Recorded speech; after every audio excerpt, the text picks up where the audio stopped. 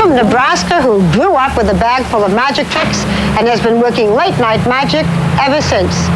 Johnny Carson. Sorry, lady, I don't need any encyclopedias. Thank you.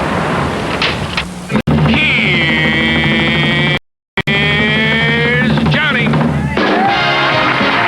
Johnny Carson has been the king of late-night television for 22 years.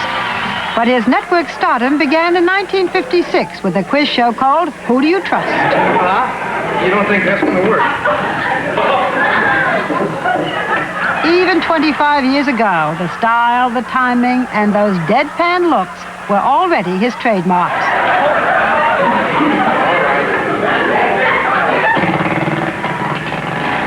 And the young Midwesterner who came to Hollywood and went to work as a comedy writer for Red Skelton was a comedy smash on his own. With The Tonight Show, the Carson style of comedy has become an American staple, and his monologues a reflection of the country and its politics. I understand James Watt is being treated right now at the Earl Butts Foot-in-the-Mouth Clinic. And I understand Reagan had a cabinet meeting today, and they really had a lot of laughs. Watt was there, and he was telling deaf president jokes. And one of the ways he looks at the country is through the characters who lead it. Good evening, this is Walter Cronkite. For the past 19 years, I've been sitting at this desk reporting all of the major news stories in the world. Tonight is my one personal note. For God's sakes, knock off that tickety-tickety-tickety sound. View from the White House in Washington, D.C. Meet the Reagan family. Ronald, Nancy, and Ron Jr. 100 people surveyed. Top 5 answers on the board. Here's the question. Name something you'd find on a farm. Yes, name something you'd find on a farm. Well... Is there a well? There's a well!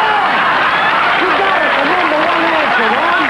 Are you going to play it? The personal side of Johnny Carson, he considers just that, personal. He and his first wife, Jody, were married for 15 years and had 3 sons. Marriage to his second wife, Joanne, ended in divorce in 1972. But it is his divorce from his third wife, Joanna, that has made headlines this year. She has asked for $220,000 a month in settlement. I heard from my cat's lawyer today. my cat wants $12,000 a week for tender victuals. When Johnny Carson goes on stage, he will make jokes about his divorce. But when he comes here to Malibu, to the beach house where he moved after his separation from Joanna, he prefers not to talk about it. The past year has been a difficult one for him emotionally. In addition to the divorce, Johnny lost his father, who died at the age of 83, a loss that Johnny describes as being far more traumatic than he ever expected. At 58, Johnny Carson is at the peak of his career, and he is as physically fit as a man in his 30s. He works out in a gym he put in the beach house. The drums he plays for relaxation are worlds apart from the opulent house he and Joanna shared it. Well, this is where I come when the tides come in at Malibu. You have to have a second story to... Have to be up very high. After last winter. Johnny Carson is today one of the most powerful men in Hollywood, so one might expect to find several servants here, but there are none. He says he doesn't even mind cooking for himself. Johnny Carson, private citizen. I know you don't like personal questions, and I will honor that. So I will start by asking you something very simple and easy for you to answer. Okay. Will you tell me all about your first sexual experience? My first sexual experience was a disaster. I'm kidding. I never thought you're really going to answer it? Sure. I never expected that. I thought I was being funny. Go ahead. It was an absolute disaster. I don't want to ask anything else. I'm afraid this is going to be... Do you want me to really tell you? Okay. I was 17 years old, in high school. Want to know the girl's name? I don't think so. I'm going to go to a whole other subject. Okay. You're fine on this, but I'm not. This has been quite a year for you, hasn't it? Oh, yes. How would you describe this? It's been a fun year. A little boring, routine.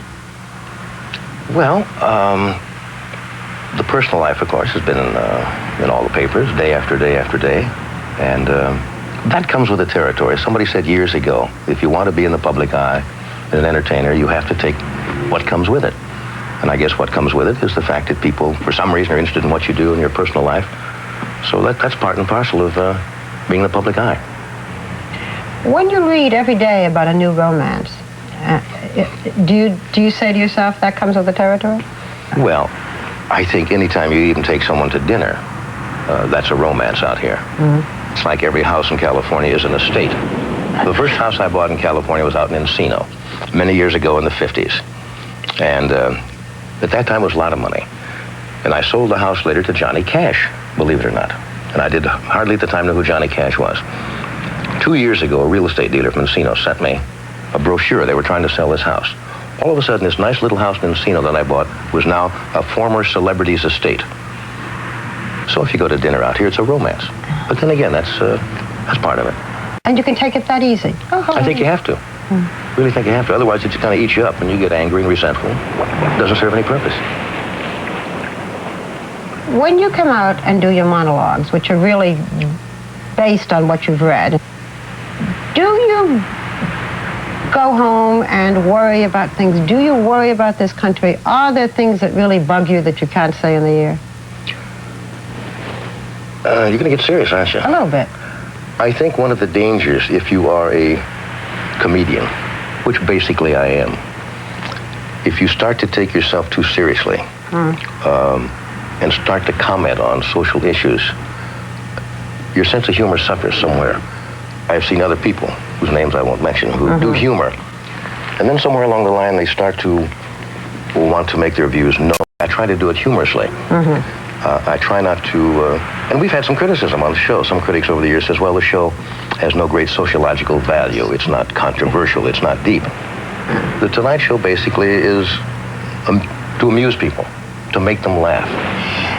Are there certain people now whom you can sort of automatically talk about and the audience will laugh? Yeah, I'm going to miss James Watt. I really miss James Watt, as I missed Earl Butz. He's not going to miss you. No, he's not going to miss me. Who can't you tease and make jokes about? Mother Teresa's a bad subject. I would think so. You don't get big laughs from Mother Teresa. What did you think you wanted to be when you were not a kid? Because, I don't know, maybe then you wanted to be a fireman or something. But when you had to begin to think of what to... I heard that at one point you wanted to be a psychiatrist. I heard you wanted to be a journalist. I think I wanted to be an Amway salesman. And you flunked. You couldn't do it. I probably went through all those things that kids go through. Yeah, psychiatry intrigued me. Journalism intrigued me for a while. I took journalism in college. But I've been entertaining since I was a kid, and I knew that somewhere along the line, that's probably what I would do. Were you considered then a very shy, introverted kid? Yeah, I think so. I went back and looked at my high school annual the other day. And the word conceit, I'd see once in a while, or stuck up. People didn't understand the shyness. I think a lot of times when they see people that they think are aloof, all words that have been attributed to me at one time or another, or cool. Still? Yeah, or reserved, are really a basic shyness. And uncomfortableness sometimes around large groups of people. And so you kind of retreat. I think one of the reasons I took up magic as a kid was the fact that it gave me a chance to get out in front of people and kind of subordinate your own personality and become somebody else, become a magician.